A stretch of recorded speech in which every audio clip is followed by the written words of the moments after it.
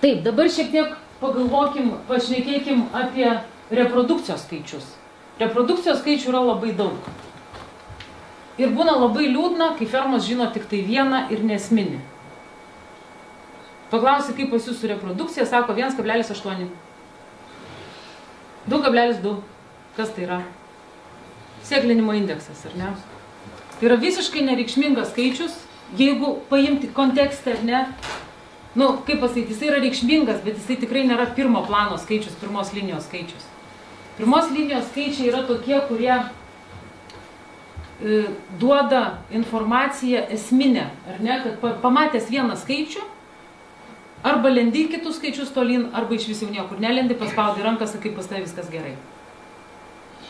Tai vat pirmo plano skaičius, jisai, jeigu reikėtų išimti du svarbiausius fermos skaičius, tai aš išimčiau veršiavimos intervalą ir pirmojo veršiavimos amžių. Kada ateini pas ūkininką ir sužinai, kad pavyzdžiui, veršiavimos intervalas, tarkim, čia labai lietuviška situacija, 430. O pirmojo sėklinimo amžius yra 26, tarkim, ar ne? Sėklinimo? Atsiprašau, pirmojo veršiavimos amžius.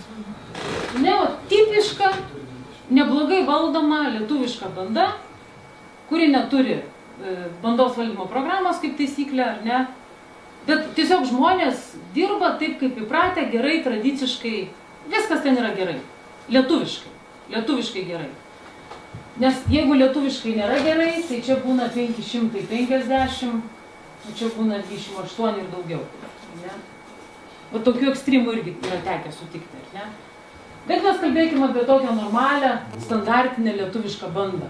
O dažniausia darbas prasideda, nu, gal, sakykime, 450, va šitam intervalui. Ką reiškia, nu, kas veršiavimas intervalas, visi žinom, ar ne? Nuo veršio iki veršio.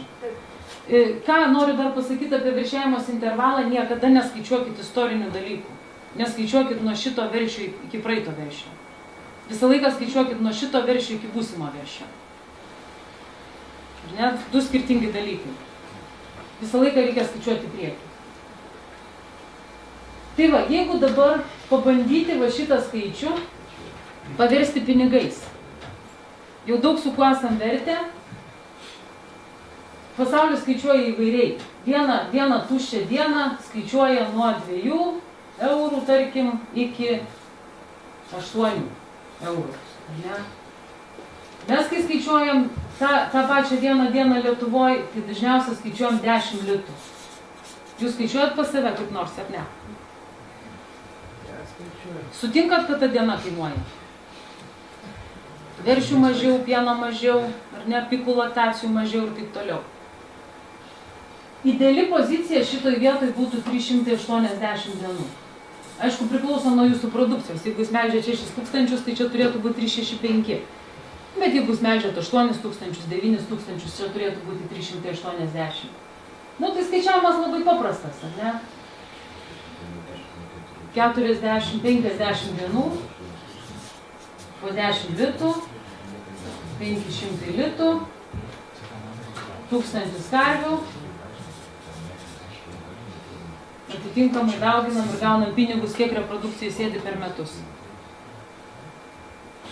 Jeigu turite va čia poziciją 4,30, tai kiekvienoj karviai turit po 500 litų pasislėpę, užsikasę.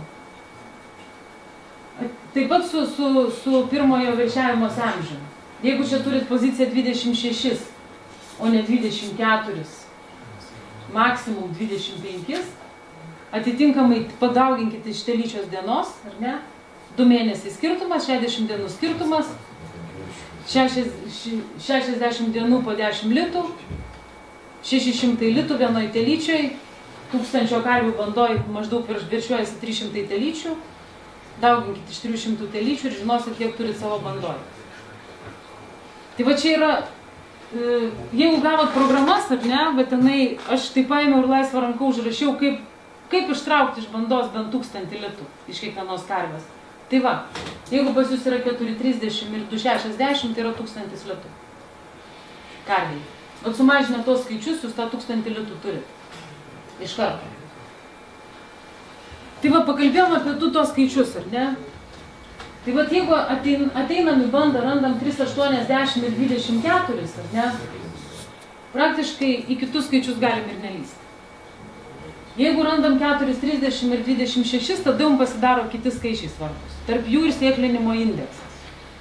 Tada pasidaro mums svarbu pirmojo sėklinimo diena, pasidaro sėklinimo skaičius svarbu, pasidaro svarbu brokavimas gyvulių.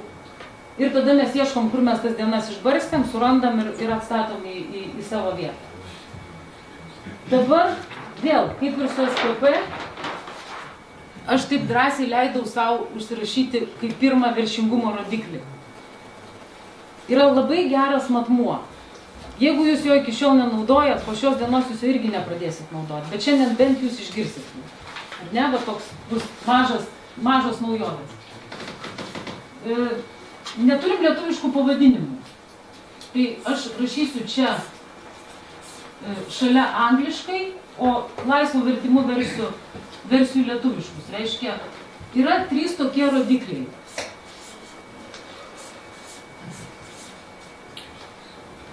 Anglai sako, angliškai tas rodiklis vadinasi Heat Detection Rate, rujų pastebėjimo rodiklis. Aš verčiu pati savo taip, ne? Tarkim, jeigu fermoje yra 100 karvių, kurias jūs turėjot pastebėti rujas. Jūs apsėklinot iš to 100 karvių 50. 50 pastebėjot, ne? Tai va tas rujų pastebėjimo rodiklis, pas jūs bus 50%, ne? Pusę pastebėjo. Dabar sekantis rodiklis yra apvaisinimo rodiklis, conception rate vadinasi. Iš tų 50 karvių, ne? Jūs sėklinot ir apsėklinote 25. Reiškia, jūsų apvaisinimo rodiklis irgi buvo 50%. Pusė, ne? 50 sėklinot, 25 apsėklinot, pusė. Dabar vat, šitas skaičius veršingumo rodiklis, ne? Kaip jisai skaičiuojasi? Jisai skaičiuojasi, kiek karvių apsėklinta nuo visų, kurias buvo galima pastebėti. Koks jisai bus? Nemiegokit. 25. Kiek? 25. Jo, reiškia, 100 buvo, kurios galėjo rujoti, kur jeigu būtų pastebėtos ir susėklintos, ir 25 mes padarėm veršingas, ne? Ar liks visos veršingas? Ne, tai apie abortus ir taip toliau, bet mes dabar kalbam būtent sekti rujų stebėjimo efektyvumą ir apvaisinimo efektyvumą vienu metu. Ne? Čia yra 25%. Ne? Va. Yra labai geras valdymo rodiklis, bandos valdymo. Dėl to, kad vėlgi jūs viename ir tame pačiame rodiklyje turite 2 svarbius dalykus – apvaisinimą ir rujų stebėjimą. Ir turit ne tik tai apvaisinimą ir rujų stebėjimą. Jūs galbūt pastebėjote, pavyzdžiui, 70 karvių rujas, ne? Bet 20 jūs nesėklinot, nes jos buvo nesveikos. Nu, puliavo ir taip toliau, ar ne? Jūs praktiškai va šitam vienam rodiklį turite apvaisinimą, sveikatingumą, rujų stebėjimą. Visa, kas reprodukcijos požiūrį yra labai svarbu, ar ne? Ir va šitą, kada yra normalios bandos valdymo programos, jos seka šitą intervalą 3 savaičių laikotarpį. Pavyzdžiui, jeigu šiandien, vasario 19 dieną aš priėjau prie programos, aš paspaudžiu duok man pregnancy rate, programa man kas 3 savaitės, kas karvės ciklą, ne, kas 21 dieną supjaustė nuo šios dienos viską žemyn ir padavė man šitą rodiklį. Ir čia parašė 20, 17, 16, 24, 28, ar ne? Aš matau kiekvieno ciklo nuo šios dienos savo efektyvumą. Tai yra ne kažkoks senas istorinis rodiklis, o tai yra šios dienos rodiklis. Aš matau kiekvieno savo 3 savaičių darbo rezultatą. Ir aš galiu iš karto pasakyti, vadobė, ar ne? Kada čia yra 20, jūs galit, nu taip sakyti, vidutiniškai, ar ne? Gerai, bet ne per gerai. Jeigu virš 22, jūs jau būkit patenkinti, nesikabinkit prie fermos žmonių, viskas yra gerai. Jeigu mažiau kaip 20, jau tada ieškokit bėdų. Jeigu negalit skaičiuoti šito rodiklio, daug kas dėl techninių dalykų, tada bent jau sekit visą laiką viršėjimos intervalą pirmojo sėklinimo amžių.